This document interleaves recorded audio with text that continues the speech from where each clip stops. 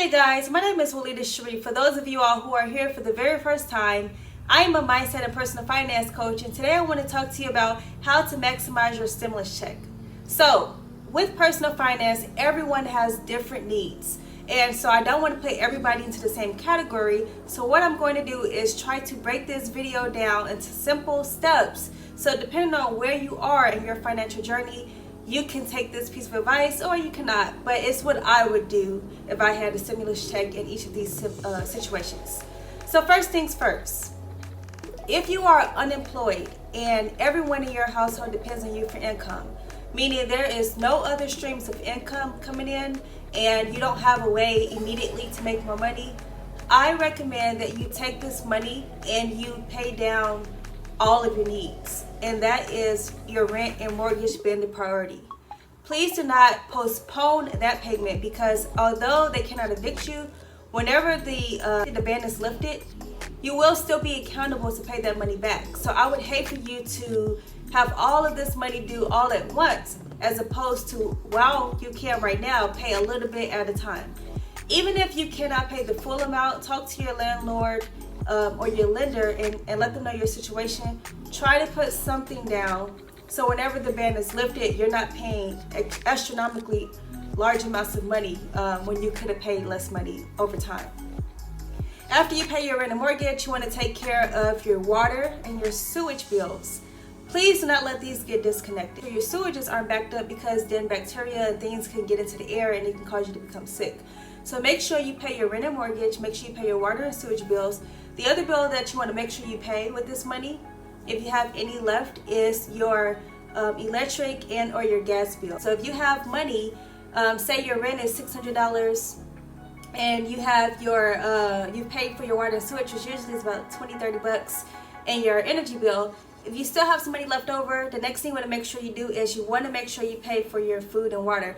And to be quite frank, I would say food and water actually needs to be after rent.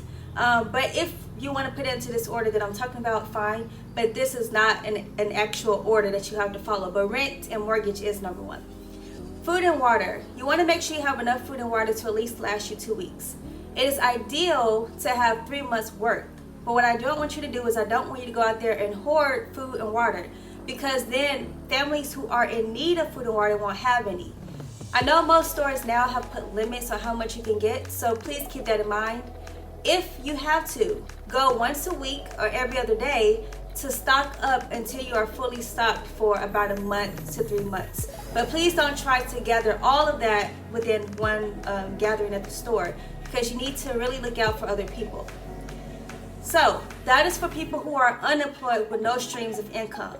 I want to go on to the next group of people. So if you are employed, or if somebody is in your house that's employed, as long as there's some source of income coming in, if you get this money, make sure you pay all of your needs first. So all the things I just talked about.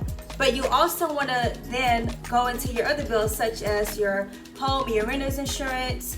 You want to pay your car loan, your car insurance if you have one. Make sure you have gas for your car if you're still needing to go to work. And don't forget to pay your health and your life insurance. Other insurances you may not need to pay. You do not want to not pay your health and your life insurance, because people are getting sick who are healthy. People are dying who had no causes that would lead them to a early death. So make sure you have health insurance so that you can get the best care.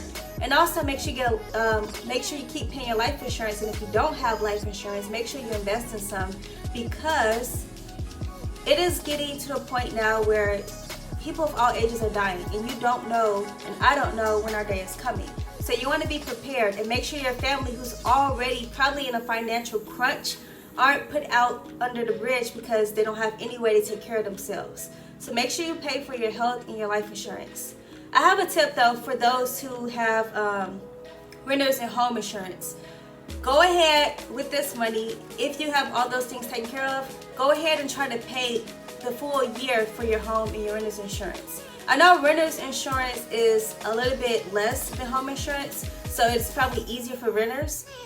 Typically, like renter's insurance is about $100 to $200. So try to pay that up for the year, So if you or the person in your household who is bringing in money loses your job, you don't have to worry about that bill. That's one less bill that you have to worry about.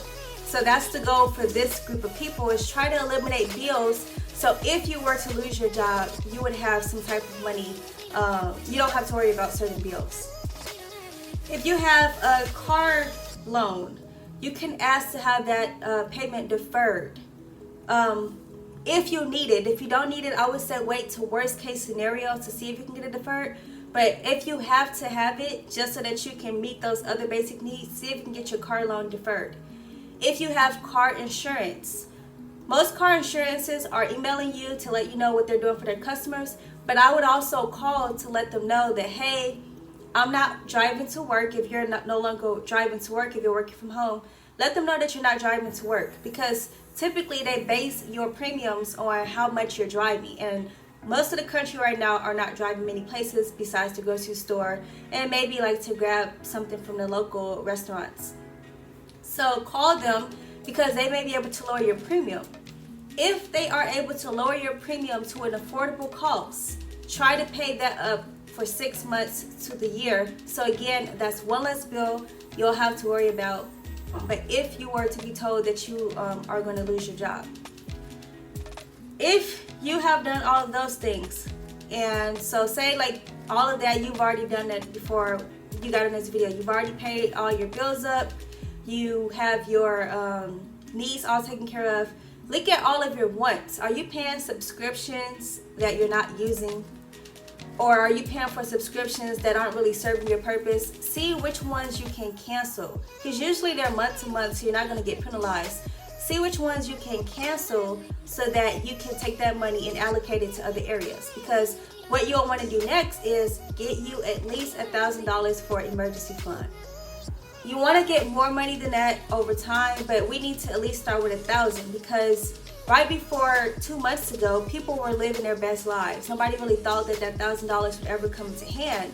And as you can see, $1,000 could do a lot in today's time. So it is important to at least put $1,000 away just in case a tire blows out, or a kid needs to go to urgent care, or you need to get some emergency medicine or something like that. Just have that $1,000 on standby. Do not touch it. But make sure it's accessible, so don't put it in like a CD or a bond or something where you're not going to be able to touch that money without a penalty. Put it in a simple savings account, one that's out of sight, out of mind, but it's easily accessible if you need it. Then, once you have your $1,000 emergency fund, you got all your needs and all your bills paid up, what you can do next with this money, if you have all that taken care of, then you want to pay down your debt. Now, this is how I would order it. If you have a car payment, try to pay as much of that down as possible, because if you lose your job and you fall behind in your car payment, they would take that car. And if you do need to find a new job, and you need to go get groceries or take a kid to the hospital, etc., you need to have a vehicle. So go ahead and pay your car loan down as much as possible, but beware. Some of you all have signed documents saying that you cannot pay ahead because you'll get penalized. If that's the case, see if there's a clause that if you pay like weekly, instead of paying once a month, if you pay weekly, so you're still essentially paying what you would pay in a month, but you're beating the interest, because instead of you allowing 30 days of interest to accrue, you're going to pay like every 7 days in order to pay the principal down, so that you can try to pay it off a little bit early with little to no penalty. Then, if you don't have a car note, you want to pay down any outstanding debts you have, whether it's credit cards, student loan debts, retail cards, etc. There's 2 ways that I would recommend. One of the ways is called the snowball method. So what the snowball method is you line up, so you will write down all of your loans and credit cards that you have. You will look to see what their balance is, so write down how much balance you have left that you need to pay down, and then what are the interest rates for each of those. How you would do the snowball method is the one with the lowest balance, regardless of the interest rate, that's the one that you're going to pay down first. And then you'll just keep going from there. So whichever one has the next lowest balance, you'll just keep going until you pay essentially all of them off.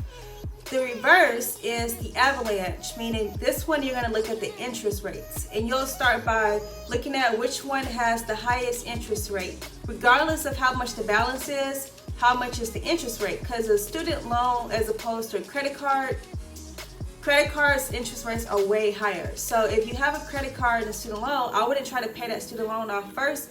I would try to pay the credit card off first using the avalanche method, meaning you start with the highest interest and then you go to the next highest interest and you keep going until you pay off all of your debt. So this is now the point where some of you guys have been waiting for, because if you're like, okay, I got all of that taken care of, I have all my needs and wants taken care of, I paid up all my bills as far ahead as I can, I have $1,000 emergency savings, I have my card paid off, I don't have any debts. What do I do? Before I tell you what you should do, let me just say one last thing. For those who are at the point where you're able to pay down the debt, you're in a good place, because it means at this point you're just now paying down what you borrowed. Take about 10 to 25% of that money though, and you should invest it. Find one that you are intelligent about, so don't just make a irrational decision and gamble your money. Learn about it, and I would say take about a 10 to 25% of that and put it into an investment that will generate you income, whether it's in the short term or the long term, high risk versus low risk. Just know what type of investor you are, and then you're able to start investing. Now, if you have all of that taken care of and you're just like, look, this is just money I have, what do I do with it? I would say you can take 100% of that and you could do two things, okay? One, you can give it to a charity. Yes. So I would donate to a charity that you truly believe are helping to serve other people. Another way you can use that money is to invest it. And again, if you're going to invest 100% of your money, at this point, it's no real risk to you because you didn't have to earn it. But I would say be smart about it. Make sure that the investment strategy that you're going for isn't one that's just trending now, but it's one that's actually going to be beneficial to you in the future. So make sure if you do invest, you do your research first, because I would hate for you to take your money and blow it and then, feel really bad that you took advantage of a situation and you didn't go in it with an open mind. So make sure you have an open mind, make sure you know the risks that are involved, make sure you know what happens when you pull it out later on in taxes, etc. So that's all I really have. I hope I'm able to help somebody, but those are ways that if I had a stimulus check, I would maximize it in those different categories. So I will be back with you guys on Friday at 7 p.m. I'll see you guys later. Until then, tell your family and your friends to watch this video. Bye.